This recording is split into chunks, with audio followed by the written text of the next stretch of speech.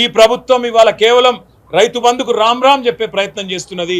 మనం ఖచ్చితంగా అవసరమైతే అందరం కూడా ఈ ప్రభుత్వం మీద ఎక్కడికక్కడ మీ గౌరవ ఎమ్మెల్యేలు ఉంటే వారిని, ఎమ్మెల్సీలు ఉంటే వారిని, మీ స్థానిక ప్రజాప్రతినిధుల్ని రేపు స్థానిక సంస్థల ఎన్నికల్లో కూడా నిలదీయండి, అడగండి.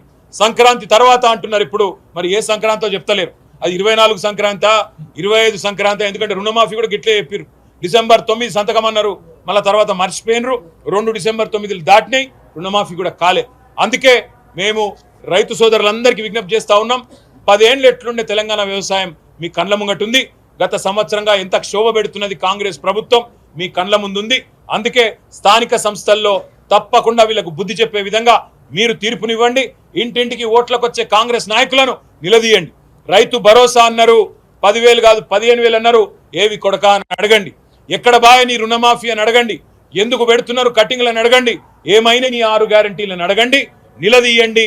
ఖచ్చితంగా ఎక్కడికక్కడ కాంగ్రెస్ నాయకులను గల్లాబట్టి అడగండి అవసరమైతే. ఎందుకంటే అధికారం ఇచ్చింది మీరు, అధికారం ఇచ్చింది రైతులు. కాబట్టి తప్పకుండా గల్లాబట్టి అడిగే అధికారం మీకున్నది.